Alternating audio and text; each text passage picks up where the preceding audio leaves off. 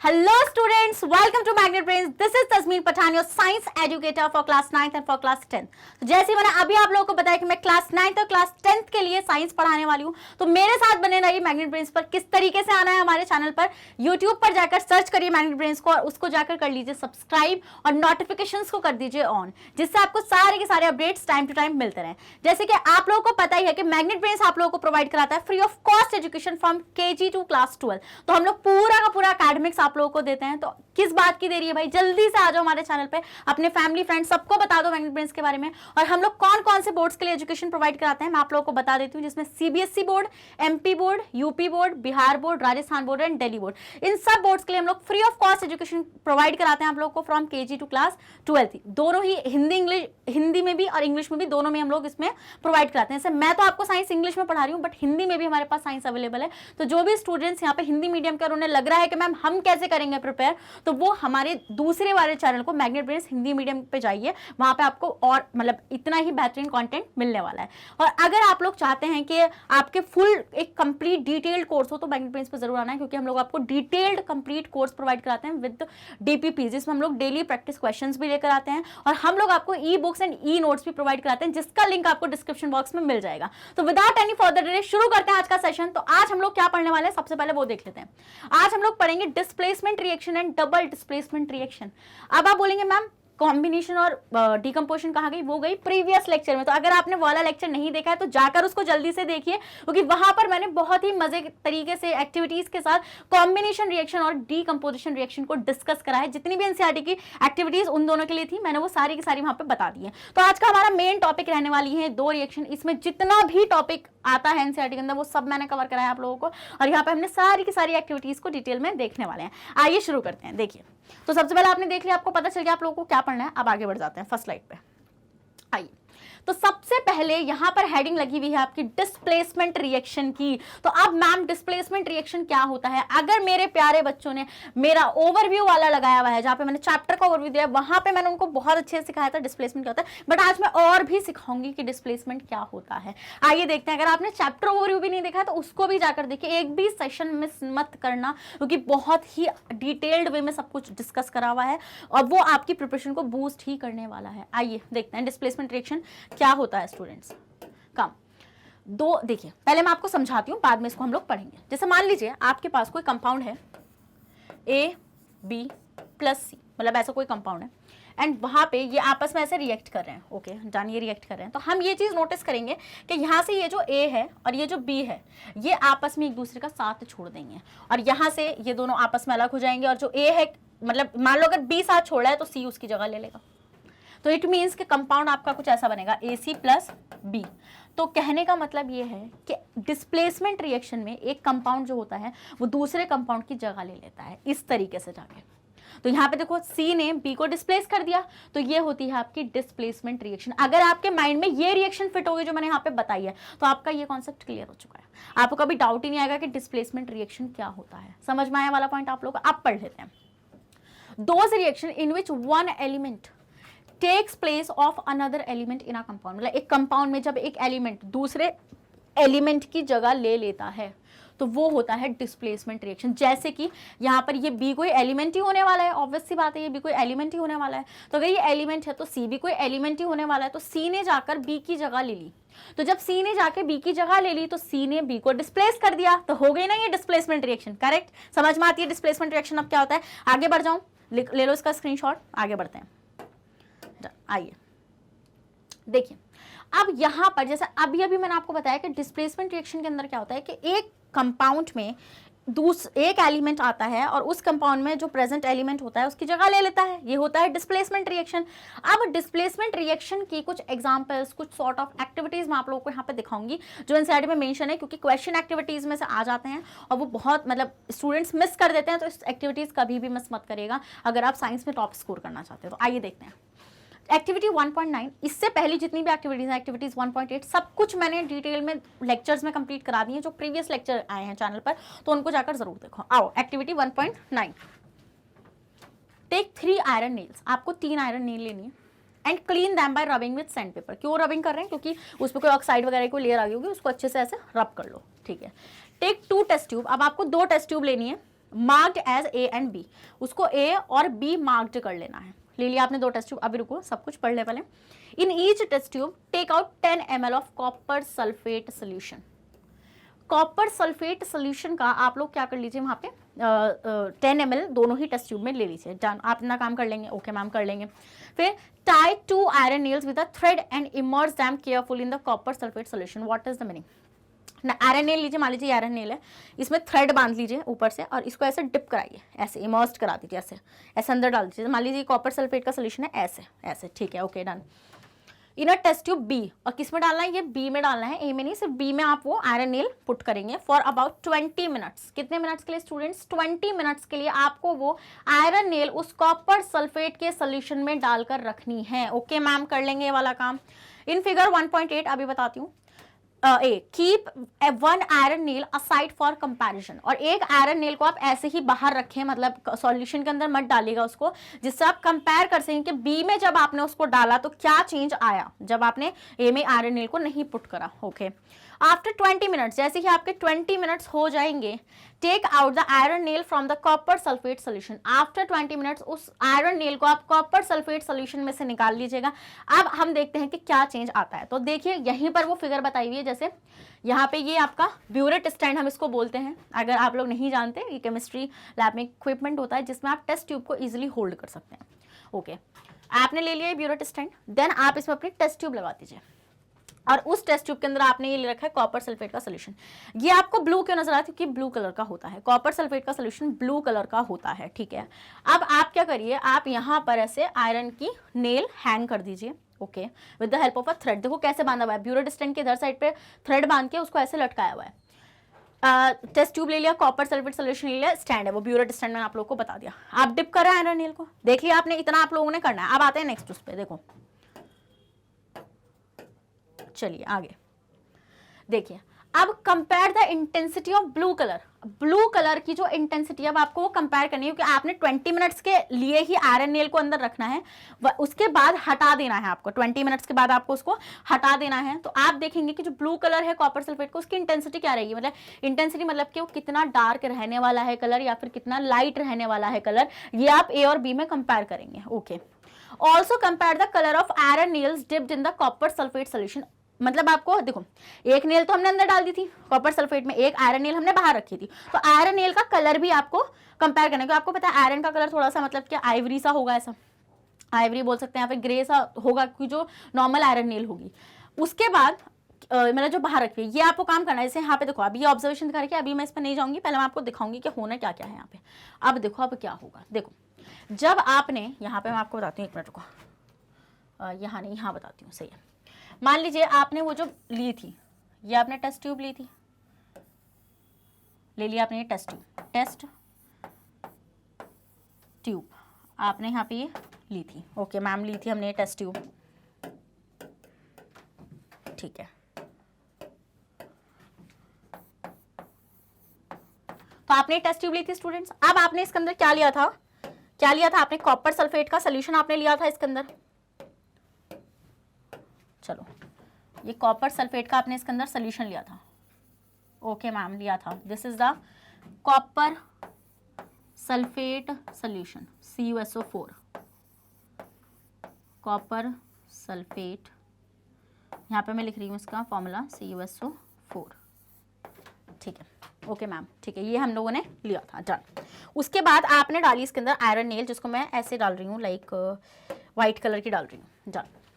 मैंने यहाँ पे हमने डाल दिया ऐसे आयरन नेल, ठीक है, आपने डाल दी आयरन नेल। अब आफ्टर 20 मिनट्स क्या होने वाला है, ये आपने करा, ये आप कर रहे थे काम। अब आप देखो आफ्टर 20 मिनट्स का सीन, अब मैं आपको दिखाती हूँ पूरा 20 मिनट सीन। तो आफ्टर 20 मिनट्स, आफ्टर 20 मिनट्स देखो क्या होगा। आफ्टर 20 मिनट्स देखो क्या होने वाला है। देखो मैं आगे ऐसे लेके जा रही हूँ इसको, क्योंकि यहाँ पे दिख जाएगा आपको ये ऐसे। तो 20 मिनट्स के बाद देखो क्या होगा। आप ये चीज ऑब्जर्व करेंगे कि वो जो टेस्ट ट्यूब थी, ये टेस्ट ट्यूब थी, तो आप इसमें एक चीज ऑब्जर्व करेंगे कि जो सोल्यूशन का कलर है वो कैसा था, उधर बहुत ज्यादा डार्क था। ये नहीं, ये सही कलर नहीं है, रुको। पेल ग्रीन सा कुछ कलर मिले, देखो तो वो सोल्यूशन का कलर ना कुछ ऐसा आपको दिखना शुरू हो जाएगा थोड़ी देर बाद, 20 मिनट्स, ठीक है, ओके मैम। और फिर जो आपने आयरन नेल डाली थी, डन, आपने जो आयरन नेल डाली थी, इट विल टर्न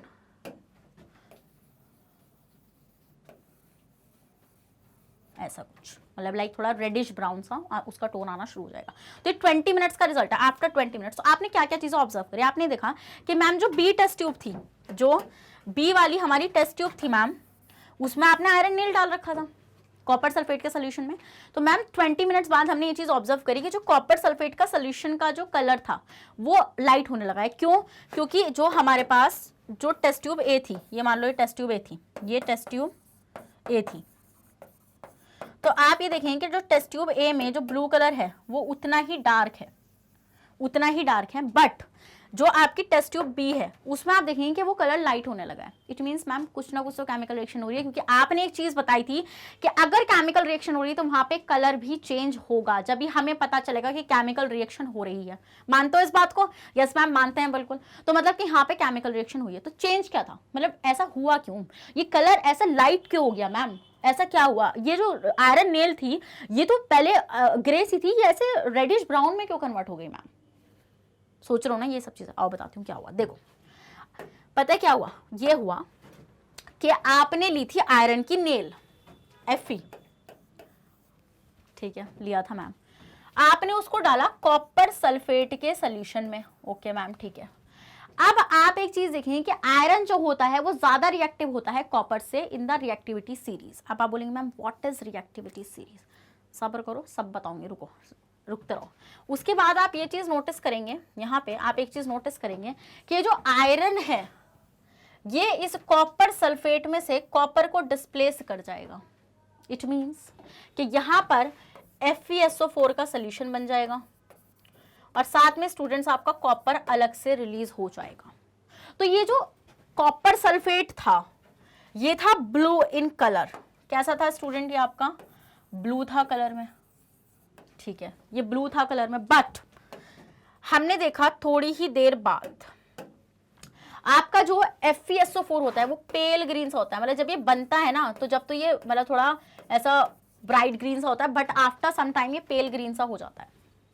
इसलिए कॉपर सल्फेट का सोल्यूशन जो ब्लू था अब वो आपको हल्का नजर होता आ रहा है, क्योंकि वहां पे अब कॉपर सल्फेट बचा ही नहीं, वहां पर आ चुका है आयरन सल्फेट। समझ रहे हो? और अब आप बोलोगे मैम कॉपर का कैसे पता चलेगा? स्टूडेंट देखो आयरन नेल जो डाली थी उसमें भी तो चेंज आया ना। क्या चेंज आया? आप देखो वो थोड़ी ना रेडिश ब्राउन सी होनी नजर आ जाएगी। इट मींस कि जो कॉपर है वो आयरन नेल पर डिपॉजिट होना शुरू हो जाएगा।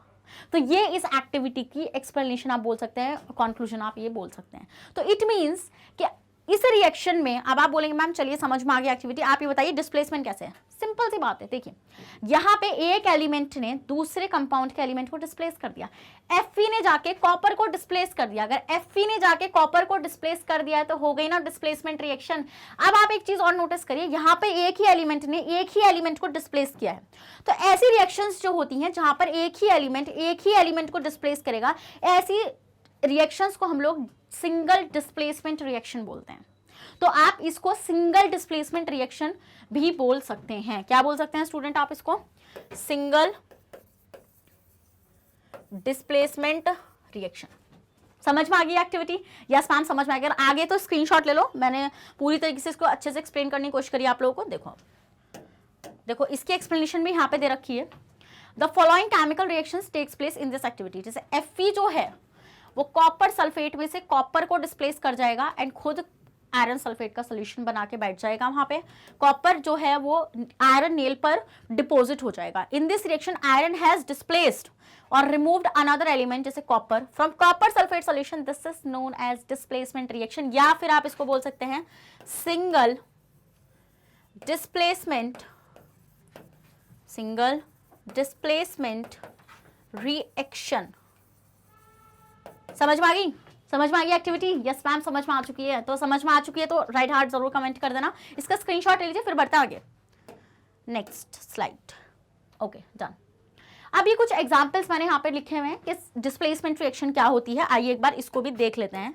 चलिए, तो जैसे आप देखेंगे यहाँ पे जिंक जो है वो जब जैसे वही सीन हुआ होगा कि आपने जिंक के ग्रेन्यूल को उठा के कॉपर सल्फेट का सोल्यूशन में डाला होगा, तो हम ही देखते हैं यहाँ पे जिंक जो है वो कॉपर सल्फेट को क्या कर जाएगा, रिप्लेस कर जाएगा, यहाँ से जिंक सल्फेट बन जाएगा। ऐसे यहाँ पे लेड जो है वो कॉपर क्लोराइड के सोल्यूशन में कॉपर को डिस्प्लेस कर जाएगा। इससे आपको एक चीज पता चल रही है कि जिंक और लेड जो है वो मतलब कॉपर से ज्यादा रिएक्टिव है, इसी वजह से वो इसको डिस्प्लेस कर पा रहे हैं। अगर उल्टी कर दूं ना मैं रिएक्शन, जैसे उल्टी रिएक्शन क्या कर दूं, जैसे मान लो कॉपर सल्फेट का सोल्यूशन लिया था ना पिछली एक्टिविटी में, मान लो आयरन सल्फेट ले लो और कॉपर को डालू, कोई फर्क नहीं पड़ेगा, क्योंकि कॉपर की औकात ही नहीं है आयरन को डिस्प्लेस कर देने की। तो यहाँ पे औकात वाले बंदों से बात होगी, ठीक है। तो ऐसे वाली रिएक्टिविटी सीरीज की वजह से देखो यहाँ पे देखो more reactive element than copper, so ये डिस्प्लेसमेंट रिएक्शन पॉसिबल हो रही है, वरना ये डिस्प्लेसमेंट रिएक्शन पॉसिबल नहीं होगी अगर आप इस रिएक्शन को उल्टा करेंगे तो आई होप आपको डिस्प्लेसमेंट समझ में आ गई, डिस्प्लेसमेंट रिएक्शन क्या होती है। आगे बढ़ जाते हैं, आइए,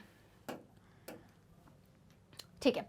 अब सिंगल डिस्प्लेसमेंट बता दी, उसको डिस्प्लेसमेंट या फिर आप सिंगल डिस्प्लेसमेंट बोल सकते हैं। रुक जाइए, मैं आप लोगों के लिए लिख देती हूँ, आप इसको डिस्प्लेसमेंट या फिर सिंगल डिस्प्लेसमेंट रिएक्शन बोल सकते हैं। सिंगल डिस्प्लेसमेंट रिएक्शन आप इसको बोल सकते हैं। ओके मैम, ठीक है, समझ में आ गया। आगे बढ़ जाते हैं, ले लो आप इसका स्क्रीनशॉट, आगे बढ़ते हैं मैम, ठीक है।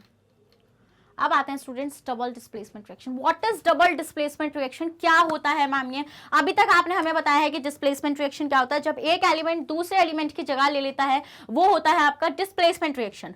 अगर ऐसी कोई रिएक्शन दे दूं, मान लो कोई ए बी कंपाउंड था स्टूडेंट्स, ठीक है मैम, था, आपने उसकी रिएक्शन किसी सी डी कंपाउंड से कराई, ओके मैम, था। अब आप यहाँ पे बोल रहे हैं कि ए बी की भी लड़ाई हो गई आपस में, सी डी की भी लड़ाई हो गई आपस में, डन, लड़ाई नहीं कुछ और हो गया, मतलब इनका ब्रेकअप हो गया। अब तुम सोचोगे मैम ये और सिखा दो आप हमें, है ना, कोई नहीं, जेनजी जनरेशन हो यार तुम लोग। अब देखो ए और बी और सी डी, अब इनका यार ये सीन हो चुका है, तो अब ये चलेगा एक दूसरे से अलग। बट मान लो अब क्या होता है, ये जो सी डी है इसमें से सी चला गया ए के साथ और बी चला गया डी के साथ, या ऐसा हो जाए डी चला जाए ए के साथ और बी चली जाए सी के साथ, ऐसा भी हो सकता है। तो ऐसा ही होगा जब आपके दोनों मतलब कंपाउंड में दोनों ही एलिमेंट्स एक दूसरे की जगह लेंगे। इट मीन्स कि एक कंपाउंड में एक एलिमेंट निकल के दूसरे में पहुंच गया, दूसरे कंपाउंड का दूसरा एलिमेंट निकल के उस वाले में आ गया, तो ये होती है डबल डिस्प्लेसमेंट रिएक्शन। तो देखो, those reaction in which two compounds react by an exchange of ions to form new compounds are known as double displacement reaction। अब ions क्या है मैम, देखो आपको ना पॉलीएटॉमिक आयंस मिलेंगे वहाँ पे। इट मीन्स कि जैसे मान लीजिए आपका NaCl है, अब मान लीजिए आपका कुछ भी है, जैसे मान लीजिए मैं ले लेती हूँ आपका BaSO4, कुछ ऐसा कंपाउंड ले लेती हूँ। इट मीन्स कि जब ये टूटेगा तो ये Ba+ एंड SO4 2- में जाएगा, मानते हो ना इस बात को। तो ये आयंस है, तो मतलब आयंस ये टूटेंगे पहले, ये जैसे Na+ एंड Cl- है, ये पहले टूट जाएंगे, जैसे आपने क्लास 9th में पढ़ा होगा। उसके बाद ये SO4 मान लो Na के साथ चला जाएगा और Cl मान लो Ba के साथ आ जाएगा। तो ऐसा होगा, ऐसे आयंस एक दूसरे की जगह लेंगे। समझ में आ रहा है वाला पॉइंट आप लोगों को? यस मैम आ रहा है समझ में, स्क्रीनशॉट ले लो, बढ़ते हैं आगे की तरफ। देखो ये 2 होगा, यहाँ पे हटा दूं मैं इसको, चलो आ जाओ नेक्स्ट स्लाइड पे। देखो वही एक्टिविटी के बिना नहीं आता मैम हमें समझ में कुछ भी, हमें तो एक्टिविटी कराओ, मस्त एक्टिविटी समझाओ, जब आएगा हम लोगों को समझ में। आओ देखते हैं activity 1.10। Take about 3 ml of sodium sulphate solution in a test tube. Okay, आप क्या करिए, आप एक टेस्ट ट्यूब लीजिए और उसमें 3 ml सोडियम सल्फेट ले लीजिए। सोडियम सल्फेट क्या होता है, Na2SO4 ले लोगे, Na2SO4, ओके मैम ले लेंगे। उसके बाद in another test tube take 3 ml of barium chloride, BaCl2 ले लिया, यस मैम ले लिया, बेरियम क्लोराइड ले लिया। Mix the 2 solutions. अब आप इन दोनों सॉल्यूशंस को मिक्स कर दीजिए। व्हाट यू ऑब्जर्व, अब आप क्या ऑब्जर्व करेंगे, आइए दिखाती हूँ मैं क्या ऑब्जर्व करेंगे। सबसे पहले टेस्ट ट्यूब लो, एक ले लिया, एक टेस्ट ट्यूब ले लिया, ठीक है मैम ले लिया। इसमें आपने सोल्यूशन ले रखा है, क्या लेना था पहले, क्या लेना था पहले, Na2SO4, और आप इसी में दूसरा सोल्यूशन भी ऐड कर दीजिए, बेरियम क्लोराइड BaCl2। अब आप क्या ऑब्जर्व करेंगे, अब देखो यहाँ पे छिड़ेगी डबल डिस्प्लेसमेंट वाली रिएक्शन का सीन। अब आप बोलोगे मैम पहले तो ये बताओ, चलो कलर चेंज होगा क्या सोल्यूशन का या कुछ और होगा, यहाँ पे बनेगा PPT, प्रेसिपिटेशन रिएक्शन यहाँ पर होगी। और मैंने आपको बताया था अगर किसी रिएक्शन में PPT बन रहा है तो इट मीन्स कि वहां पर केमिकल चेंज आ रहा है, वहां पर केमिकल रिएक्शन हो रही है। समझ में आया वाला पॉइंट? अब देखो क्या होगा, पहले मैं आपको यही बता देती हूँ क्या होने वाला है। देखो आपने लिया Na2SO4, रुको ये लेती हूँ,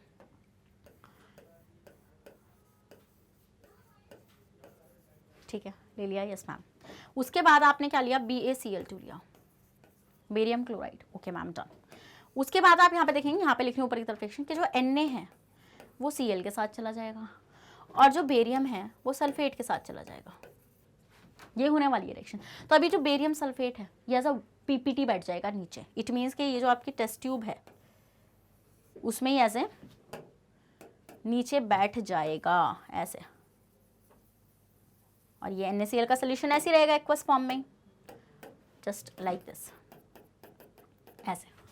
तो ये जो है देखो PPT बन गया ना, यहाँ पे क्या बन गया आप लोगों का PPT, और ये PPT जो होगा ये इनसॉल्युबल होगा। कैसा होगा ये आपका स्टूडेंट्स, इनसॉल्युबल आपका ये PPT रहने वाला है, इनसॉल्युबल, क्योंकि PPTs जो होते हैं वो सॉल्युबल नहीं होते हैं, NaCl तो ऑलरेडी डिसॉल्व रहने ही वाला है। तो देखो यहाँ पे देखो रिएक्शन को, test tube containing solution of barium chloride, test tube containing solution of sodium sulphate. तो आपस में ये लोग मिला रहे हैं उसको, देखो मिला रहे हैं आपस में इसको। पहले इसका स्क्रीनशॉट लो फिर आगे बढ़ रहे हैं, ले लो पहले इसका स्क्रीनशॉट।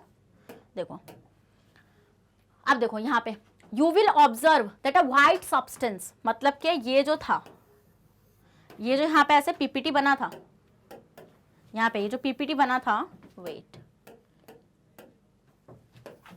ये जो PPT बना था, किस चीज का PPT था स्टूडेंट्स, ये जल्दी कमेंट सेक्शन में बताइए किस चीज का PPT बना था हम लोगों के पास, ये बताइए बताइए जल्दी बताइए जल्दी बताइए। यहाँ पे ये आपका PPT बना था बेरियम सल्फेट का, BaSO4। तो ये PPT है और ये वाइट कलर का है, कैसा है, ये वाइट कलर का बनेगा आपका, और ये कैसा होगा आपका स्टूडेंट्स, इनसॉल्युबल ये आपका होने वाला है, इनसॉल्युबल आपका ये क्या होने वाला है, PPT होने वाला है। समझ में आया वाला पॉइंट, यस मैम समझ में आ गया। एंड यहाँ पे NaCl का सोल्यूशन ऐसे ही रहेगा, NaCl का सोल्यूशन ऐसे ही यहाँ पे रहेगा, okay. You will observe that a white substance which is insoluble in water is formed, this insoluble substance formed is known as precipitate. Of course मैंने बताया आपको कि ये जो बनेगा स्टूडेंट, ये क्या बनेगा आपका, प्रेसिपिटेट बनेगा। Any reaction that produces a precipitate can be called a precipitation reaction. It means कि आप इस एग्जांपल को प्रेसिपिटेशन रिएक्शन के अंदर भी इस्तेमाल कर सकते हैं। तो देखिए आसान हो रहा है आपका काम, एक ही रिएक्शन में आपको दो कॉन्सेप्ट मिल रहे हैं। फिर वही रिएक्शन जो मैंने आपको पीछे दिखाई है वो यहाँ पे लिखी हुई है कि सोडियम सल्फेट बेरियम क्लोराइड के साथ रिएक्शन करता है और बेरियम सल्फेट का फॉर्मेशन कर देता है, एंड देन आपका सोडियम क्लोराइड भी बन जाता है। एंड रिएक्शन बैलेंस नहीं थी, आप बैलेंस कर लीजिएगा। बैलेंसिंग मैम ने आपको बहुत अच्छे से सिखाई हुई है, अगर नहीं देखी है वो वीडियो तो जल्दी से जाकर देखो, चैनल पे मिल जाएगी मेरी बैलेंसिंग वीडियो, किस तरीके से आप रिएक्शन को बैलेंस कर सकते हैं। आप इसका स्क्रीनशॉट ले लीजिए, फिर हम लोग बढ़ जाते हैं आगे की तरफ। लीजिए आप इसका स्क्रीनशॉट, डन। नेक्स्ट आता है वही, यहाँ पे क्या कॉज था डबल डिस्प्लेसमेंट होने का, व्हाइट PPT कैसे बना कि जो SO4 था, SO4 जो था और Ba जो था वो आपस में एक्सचेंज हो गए, the other product formed is sodium chloride. वही देखो मैं बताती हूँ क्या लिखा हुआ है इन्होंने कि जो NaCl था स्टूडेंट वो कैसे बना होगा, Na2SO4 होगा ना, Na2SO4 था तो Na अलग हो गया, Na पॉजिटिव की फॉर्म में, SO4 अलग हो गया ना अलग, ये ठीक है, ये अलग हो गया आपका, ये आपका अलग हो गया, ठीक है। और जो आपका क्या था, आपका था बेरियम क्लोराइड, तो यहाँ पे बेरियम अलग हो गया और Cl अलग हो गया। तो अब क्या हुआ, ये जो Cl था उसने जाके SO4 की जगह ले ली और ये जो SO4 था उसने जाके Cl की जगह ले ली, ऐसे इस चीज का फॉर्मेशन हुआ। Such reaction in which there is an exchange of ion between the reactant are called double displacement reaction. यहाँ पे आयंस का एक्सचेंज हुआ, देखो ये आयंस का एक्सचेंज हुआ, ऐसे रिएक्शंस को हम डबल डिस्प्लेसमेंट रिएक्शन कहते हैं, जहां पे दोनों ही कंपाउंड्स के आयंस एक दूसरे के साथ एक्सचेंज हो जाते हैं। समझ में आ गया इतना पॉइंट? अगर आ चुका है तो इसका स्क्रीनशॉट ले लीजिए, फिर हम लोग बढ़ते हैं नेक्स्ट टॉपिक में। ले लो, डन, आ जाइए। नेक्स्ट एक्टिविटी, जैसे आपको रिकॉल क्यों करा रही हूँ, क्योंकि मैंने आपको 1.2 एक्टिविटी ऑलरेडी कराई हुई है, ठीक है, इसलिए मैं आपको यहाँ पे इसको रिकॉल करा रही हूँ। Where you have mix the solution of lead nitrate and potassium iodide. Lead nitrate and potassium iodide को आपको क्या कराना है, मिक्स करा देना है, ओके। लेड नाइट्रेट PbNO3 का होल्ड, अब तो मेरे स्टूडेंट को ये याद भी होगी ना, हो गया ना बच्चों, याद हो गई है। फिर आपका Ki पोटेशियम आयोडाइड, आपने इनको क्या कर दिया, आपने मिक्स कर दिया। अब आपने क्या क्या चीजें ऑब्जर्व करी, क्या कलर रहेगा उस प्रेसिपिटेट का, can you name the compound precipitate, right the balance chemical equation, is this the double displacement. ये सबका आंसर अभी देती हूँ ना आप लोगों को। देखो आपस में जब रिएक्शन करेंगे तो हम ये देखेंगे ये NO3 आयन है, ये डिस्प्लेस करेगा I को, यहाँ पे I- आयन बनेगा, तो हम यहाँ पे देखेंगे PbI2 का फॉर्मेशन होगा। एंड साथ में आपका क्या बनेगा, KNO3 का फॉर्मेशन हो जाएगा। ये जो PbI2 है ये येलो कलर का एक इनसॉल्यूबल PPT रहने वाला है, एक येलो कलर का इनसॉल्युबल PPT ये रहने वाला है। इट मीन्स कि ये सोल्यूशन में डिसॉल्व नहीं होगा। तो अगर मैं दिखाऊं आपको, ये आप एक टेस्ट ट्यूब ले लेना, आपने टेस्ट ट्यूब जैसी ही ली, आप देखेंगे यहाँ पे कि आपको येलो कलर का एक मिक्स यहाँ पे ऐसे मिल जाएगा एंड आपको ऊपर यहाँ पे ऐसे सोल्यूशन और मिल जाएगा। तो इट मीन्स कि ये जो येलो कलर का PPT है ये क्या है आपका, क्या है, ये PbI2 है। क्या है ये आपका, PbI2 है, लेड आयोडाइड है। तो ये क्या है, right the balance chemical equation. अब आप इसको बैलेंसिंग करेंगे। देखिए बैलेंसिंग कैसे करनी है, सिंपल सी चीज़ है, बैलेंस कैसे करेंगे आप लोग। पहले आप देखो पॉलीएटॉमिक्स, यस मैम, दोनों साइड है, NO3 इधर साइड भी है, NO3 उधर साइड भी है। चलिए मैम बैलेंस करते हैं। बैलेंस एक बार दिखा रही हूँ मैं वापस से, बैलेंसिंग देखो इसकी, ठीक है। बैलेंसिंग कैसे करेंगे स्टूडेंट्स आप, NO3 क्या क्या है, पॉलीएटॉमिक्स है, Pb है, पोटासियम है और आयोडीन है। ये 4 एलिमेंट्स आपके यहाँ पे प्रेजेंट है। NO3 रिएक्टेंट वाली साइड और प्रोडक्ट वाली साइड दोनों पे देखेंगे। आइए रुको, पहले मैं एरो लगा लूँ। अब देखो NO3 इधर साइड कितने स्टूडेंट्स, 2, उधर साइड 1, ओके मैम, 1 है, करना पड़ेगा बैलेंस, ओके। फिर Pb इधर साइड स्टूडेंट 1 है और उधर साइड कितना है आपका, 1 ही है, ओके मैम, ठीक है। पोटासियम यहाँ पर 1 है, देखो है ना, 1 ही है ना, 1 इधर है और उधर भी 1 ही है, ओके मैम। आयोडीन यहाँ पर स्टूडेंट 1 है बट वहाँ पे 2 है, ओके। तो मैम रिएक्शन तो अनबैलेंस्ड है क्योंकि जो दोनों साइड पे law of conservation of mass follow नहीं हो रहा है। तो NO3 मैम अगर इधर 2 है तो पहले उधर 2 करिए, क्योंकि पॉलीएटॉमिक्स को पहले आप क्या करेंगे, बैलेंस करेंगे। पॉलीएटॉमिक्स कहाँ है, जहाँ पे 1 से ज़्यादा एटम्स प्रेजेंट है आपके पास। तो NO2 इधर साइड 2 है, उधर 2 है, उधर 1 है, तो 2 से मल्टीप्लाई ले लो, ओके मैम। NO3 बैलेंस कर दिया, बट आपने NO3 को बैलेंस करते टाइम पोटासियम का नंबर बिगाड़ दिया। तो पोटासियम यहाँ पे हो चुके हैं 2, किधर साइड, प्रोडक्ट वाली साइड पे 2 हो गए हैं वो, ठीक है।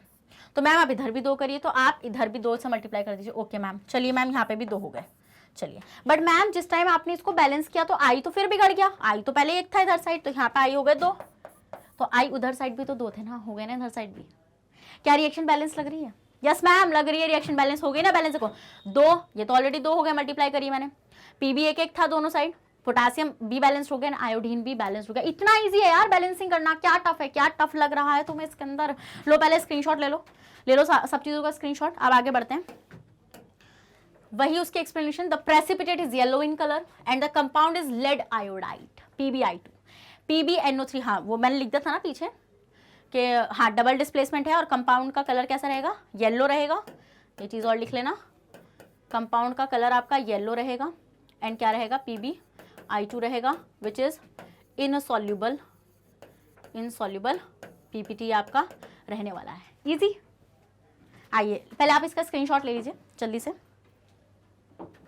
आई होप स्टूडेंट्स आपने इसका स्क्रीनशॉट ले लिया होगा। तो देखिए यहाँ पे मैंने आपको सब कुछ बता दिया, बैलेंस्ड केमिकल इक्वेशन बता दिए। इन दिस डबल डिस्प्लेसमेंट, क्या ही डबल डिस्प्लेसमेंट है, yes it is double displacement reaction, it is double displacement